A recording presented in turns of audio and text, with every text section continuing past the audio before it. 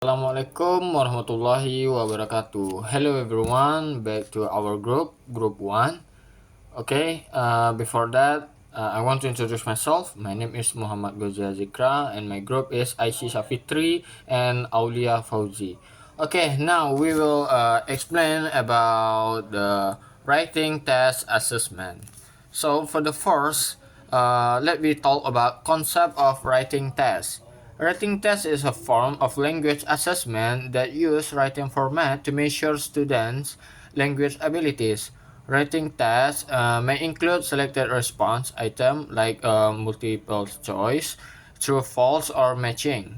And also to construct response item, short answer, or essay. According to Brown and Brock with Cram to 2019, a written test is a formal assessment tool designed to obtain objective information about learner linguistic competence, including grammar, vocabulary, reading comprehension, and writing. Okay, next. Characteristic of writing test is the kind of the assessments is for the first is validity. Measure what is indeed to measure. And the second, reliability. Produce consistent result across rather or a testing occasion. And the third, practicality. Feasible to design, administered, and score. And four, authenticity. Reflect real-world language use. And the last is positive feedback. Promote effectiveness, teaching, and learning. Okay, next material will be explained by IC Safitri. Okay, thank you to moderator. I'm Aisyah Fitri and I wanna explain about purpose of written test assessment. Written tests serve to for the first one is assess students' understanding of language content like grammar, vocabulary, and reading. And for the second is to measure productive skills in writing like essay and summary. And the third is support formative and summative evaluation. And the fourth is provide objective data on student language development. According to Yan and Fan 2022, written tests allow systematic evaluation of both receptive and productive language skills. Okay, next material is stage of written test assessment. Standard stage based on Fletcher and Davidson 2020 and Young 2023 include: first is defining the purpose. First, we must decide why we are giving the test: diagnostic, formative, summative, or placement. For example, a diagnostic test checks students' weaknesses at the beginning. And the second is developing the test blueprint.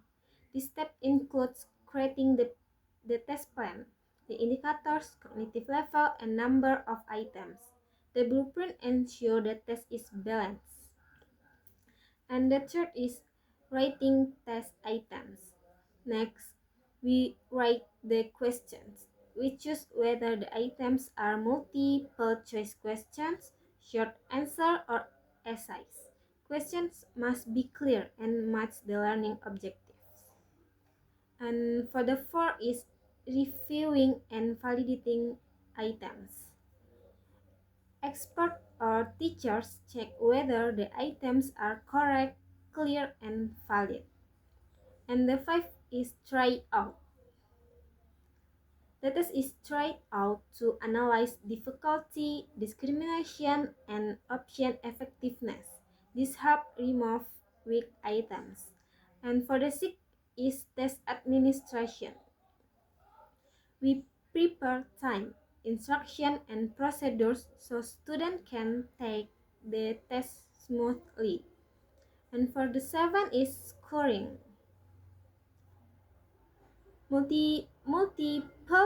Multiple choice questions use objective scoring.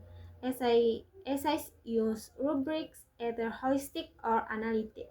And the last is analyzing test result. The last step is analyzing the scores to check whether the test is valid and reliable. Okay, that's all the material from me and back to moderator. Thank you. Next material will be explained by Aulia Fauzi. Okay, thank you to moderator. The next material will be explained by me. This is instrument of written test. Yeah, this include the first one test identify course topic and duration. Uh, this section includes basic information about the test, such as the course's name, topic, or unit being assessed, that test duration, and class or grade level. It it helps ensure that the test is correctly labeled and administered to the right student. Number two, test purpose and comprehension assessment. This part explains why the test is given and what skills of learning outcomes it measures. It connects the test to curriculum standards, learning objective, or specific competencies students are expect to achieve. Number three, item item format. This specifies the types of question include in the test, such as a multiple choice question, short answer items, matching true or false, or essay text. Stating the item format ensures clarity and consistency in the design. Uh, Number four, clear instruction. Clear and concise instruction guide students on what they must do for each section or item types. Good instruction help avoid confusion and ensure students can demonstrate their actual knowledge and skill. Number five, test blueprint. A blueprint or table of specification show the distribution of items across topic and cognitive levels. It ensures content validity by aligning the test item with the curriculum and learning objective. Number six, scoring rubric. The scoring rubric outlines the scoring method used to evaluate student responses. For objective item, scoring may be straightforward, while a subjective item require a detailed rubric to maintain fairness and reliability. The last, number seven, answer key. The answer key provides correct answer for objective item or key points expect in construct response. It helps ensure accuracy and consistency in scoring. The last material, this is a conclusion. Written test assessment is a key tool in evaluating student language abilities because it's over objective and structure measurement. By understanding its concepts, stages, and instrument design, students can create writing tests that are reliable and usable for assessing grammar, reading, and writing skill.